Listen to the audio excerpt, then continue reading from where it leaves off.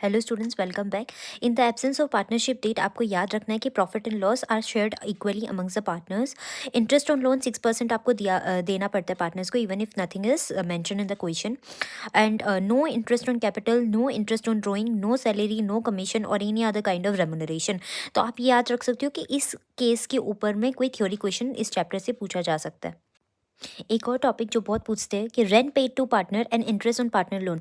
ये दोनों आप देखिए, ये दोनों हम लोग पीएल अप्रोप्रिएशन में नहीं डालते, पीएल अकाउंट में डालते थे डेबिट साइड में, राइट। तो अगर आप पीएल अप्रोप्रिएशन बना रहे हो तो पीएल अप्रोप्रिएशन में प्रॉफिट साइड से आपको रेंट पेड टू पार्टनर और इंटरेस्ट ऑन पार्टनर लोन ये दोनों सब्ट्रैक्ट करके जो प्रॉफिट आता है, फिर वो प्रॉफिट आपको क्रेडिट साइड में पीएल अप्रोप्रिएशन में डालना।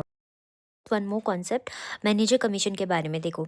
मैनेजर कमीशन अगर हमें कभी देना होता है पीएल अप्रोप्रिएशन में हम डेबिट साइड में डालते हैं, right, because it is an debit item, खर्चा है हमारे बिजनेस के लिए।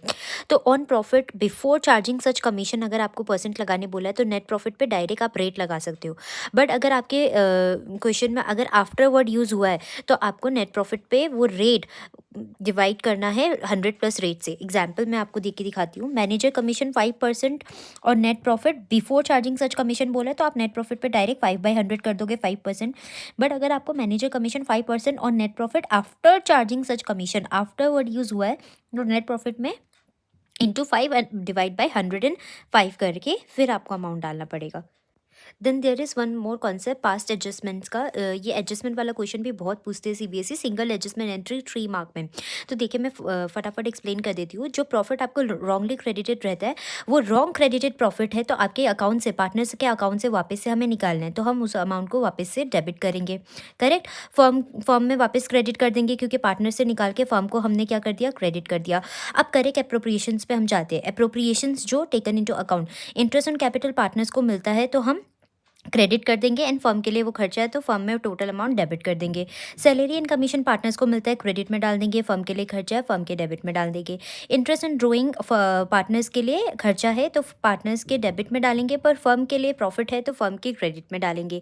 नेट डिविजिबल प्रॉफिट इन और divisible loss in the new profit sharing ratio, तो वो तो अब इनको करेक्ट मिल रहा है, राइट, पार्टनर्स को करेक्ट होके वापस मिल रहा है, तो ए और बी के अकाउंट में करेक्ट अमाउंट हम प्रॉफिट को, अगर प्रॉफिट है तो क्रेडिट में, अगर लॉस है तो डेबिट में डाल देंगे। फर्म के अगर पार्टनर्स को आपने क्रेडिट किया तो फर्म के डेबिट में, पार्टनर्स को आपने डेबिट किया है तो फर्म के क्रेडिट में। फिर प्लस माइनस करके डेबिट को, क्रेडिट को प्लस माइनस करके जो भी आपका बैलेंसिंग फिगर आता है उसको आप एक जर्नल एंट्री में लमसम एंट्री करके पास करते हो। तो इस टाइप के क्वेश्चन में आपको 3 मार्क्स मिलता है, जिसको हम बोलते हैं सिंगल एडजस्टमेंट रेक्टिफाइंग एंट्री।